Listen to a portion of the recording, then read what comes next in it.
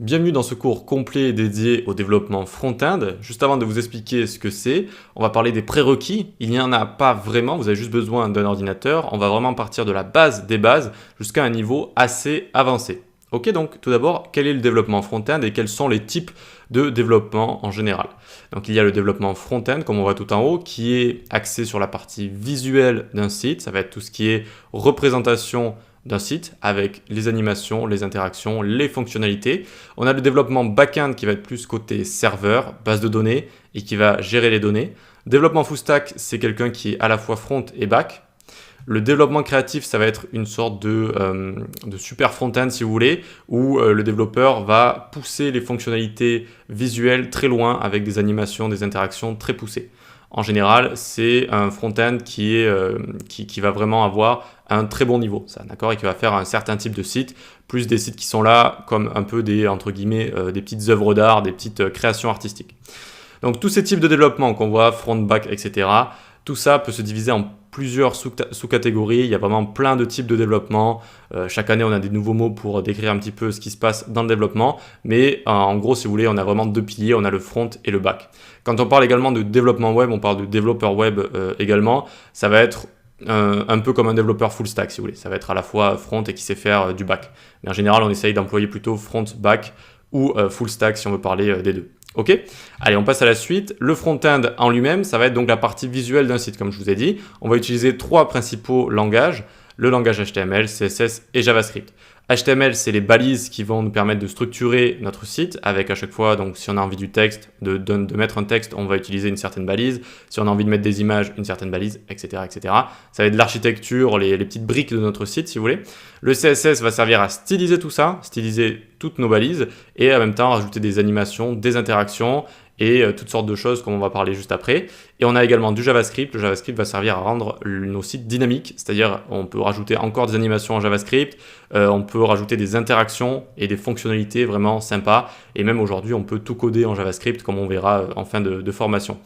Les sites que nous allons créer et les sites que nous créons eh bien, doivent être responsive et accessibles. Alors qu'est-ce que c'est que responsive? C'est assez simple, c'est que ça doit s'adapter à tous les écrans, c'est-à-dire écran de téléphone portable, écran de tablette, écran d'ordinateur, et même on va aujourd'hui jusqu'aux écrans de télé et jusqu'aux très grands écrans.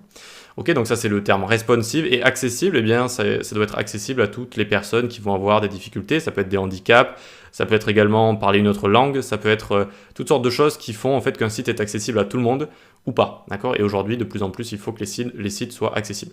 Donc ensuite, le front-end, c'est un domaine qui de plus en plus avec les années flirte, comme je l'écris, avec le back-end, c'est-à-dire qu'on va utiliser des données, on va en manipuler, on va parler avec des API, si vous voulez, c'est un peu une manière de recevoir des données, et donc on flirte de plus en plus avec le back-end, voilà. Alors ensuite, je vais vous montrer le plan du cours, ce qu'on va apprendre de A à Z, mais avant je vais vous montrer quelques sites, quelques exemples et un site aussi qu'on va créer ensemble de A à Z. Alors voilà le site qu'on va coder ensemble, ça va être un site autour de Kyoto. J'ai tapé top 10 cities in the world et j'ai vu que Kyoto était dedans et je me suis dit qu'on allait devenir un guide touristique et qu'on allait avoir envie d'avoir un site pour proposer des tours de la ville, d'accord? Et donc on va avoir une présentation, on va proposer toutes sortes de visites, voilà, de châteaux, de temples, visites culturelles. Hop, ensuite on va avoir ce petit effet, vous voyez, parallaxe assez sympa sur l'image qu'il y a juste ici. Et ensuite on allait proposer nos tours, voilà, nos différents tours avec différentes choses à faire. Et qu'on allait proposer une section de contact pour rentrer en contact. Ok?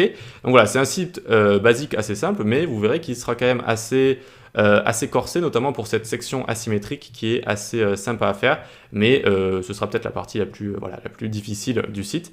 Donc je trouve que si c'est votre premier site que vous créez, c'est déjà assez sympa, et même si c'est pas votre premier site, je pense que je vais vous apprendre pas mal de choses pour placer tout ça, pour faire du responsive, etc. Donc une fois qu'on a un bon niveau, eh bien vous pouvez aller sur le site Awards par exemple, c'est un site qui répertorie les sites qui ont un beau design, qui sont vraiment exceptionnels dans le sens où ils ont des animations, des transitions, etc. qui sont assez sympas. Donc c'est du développement créatif comme je vous en avais parlé un petit peu plus tôt dans cette vidéo. Et donc vous pouvez cliquer et regarder un petit peu. Donc c'est des sites qui sont nominés, qui sont ensuite on vote et puis il y a des gagnants quoi. Et donc on a toutes sortes de sites assez sympas, vraiment avec des animations, avec toutes sortes de choses sympas, et ça permet d'inspirer en fait, ça permet de vous inspirer et de vous dire que si vous vous donnez à fond, si vous apprenez à fond à développer pour être développeur front-end, vous pouvez arriver à faire des choses vraiment assez sympas assez innovante et visuellement assez stylée, quoi. Assez stylée, ok? Donc là, on a notre site encore qui propose des vidéos, par exemple. On va pas regarder la vidéo quand même, mais voilà, ce genre de choses. Des petites animations au scroll, tac, tac, tac, des animations au survol. Donc voilà, c'est vraiment un site Awards qui va vous montrer plein d'autres sites qui sont très bien faits et ça peut vous inspirer, ça peut vous donner envie, vous booster pour votre apprentissage du développement. Ok, donc on se retrouve sur le diapo. Tac, donc on se retrouve juste ici. On va commencer par la base des bases, par HTML. HTML, c'est un langage de balise, c'est assez simple à apprendre. C'est juste des blocs en fait qu'on doit mettre suivant ce qu'on a envie d'intégrer à notre site. Si on a envie de mettre du texte, on va mettre un certain bloc, etc., etc. Donc voilà, on va commencer par ça. On verra ensuite les bases du langage CSS qui lui va être plus complet. Vraiment, on va avoir beaucoup plus de choses à apprendre avec le langage CSS. On verra les notions avancées, on verra Flexbox et CSS Grid qui servent à placer des éléments, un préprocesseur CSS pour nous rajouter encore plus de fonctionnalités en CSS. On fera un point sur l'accessibilité, comment rendre un site accessible à tout le monde, le responsive pour adapter son site à tous les écrans, animation, transition, ça c'est sympa, j'adore. Ensuite, créer un site de A à Z, on va créer donc le site sur Kyoto ensemble.